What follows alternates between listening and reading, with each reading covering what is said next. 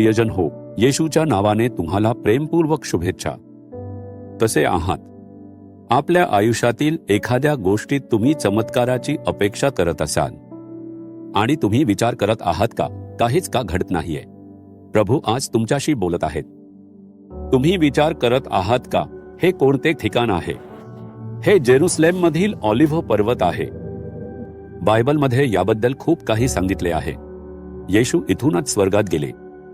तो पुन्हा याच ठिकाणी परत येईल आणि त्याचे पाय इथे उभे राहतील. बायबल असे सांगते, मी ऑलिव्ह पर्वताच्या शिखरावर उभा आहे आणि तुमच्याशी बोलत आहे. तुम्हाला मागे एक उंच मनोरा आणि एक चर्च दिसू शकते. आता ऑलिव्ह पर्वतावर खूप घरे आहेत. येशूच्या काळात असे नव्हते. लोक फक्त जेरुसलेममध्येच राहत होते. हे फक्त एक डोंगराळ क्षेत्र होते. आज इथे बरेच लोक राहतात.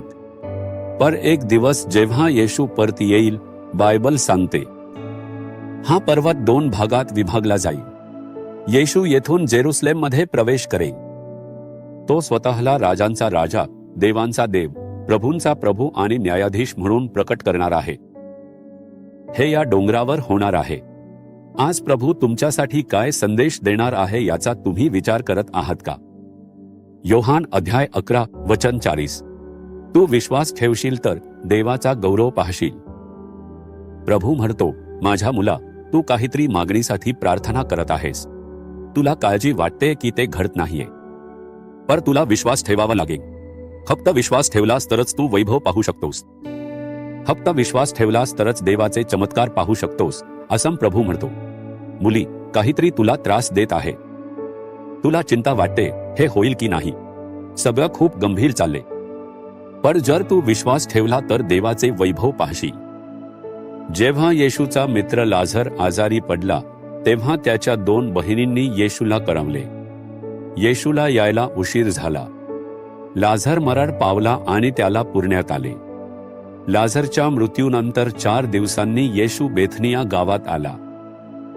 बेथनिया गाव, जिथे हा चमत्कार घडला, हे ऑलिव्ह पर्वताच्या शेजारी आहे.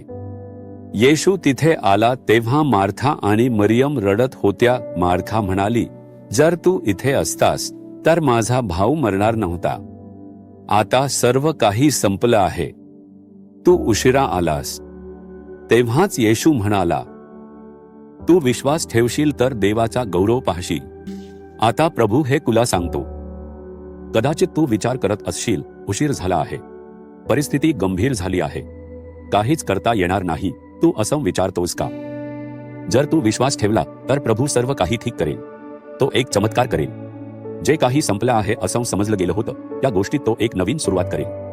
लाझरचा जीव संपला होता. 4 दिवस झाले होते. त्याचा मृतदेह कुजायला लागला होता. एवढंच. तेव्हा येशूने त्याला पुन्हा जिवंत केलं आणि नवीन जीवन दिलं. हा चमत्कार तुझ्या आयुष्यात घडणार आहे. फक्त विश्वास ठेव.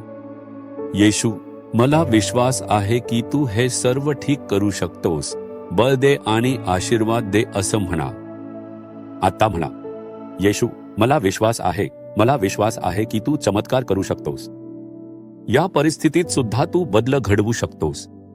मला विश्वास आहे की तू हे सर्व ठीक करू शकतोस. येशूच्या नावाने आमेन. आमेन. जीसस रिडीम्ड मराठी ह्या यूट्यूब चॅनेलला सबस्क्राईब करा. सबस्क्राईब बटनावर क्लिक करा आणि बेल चिन्हावरही क्लिक करा. दररोजच्या नवीन कार्यक्रमांची माहिती मिळवा.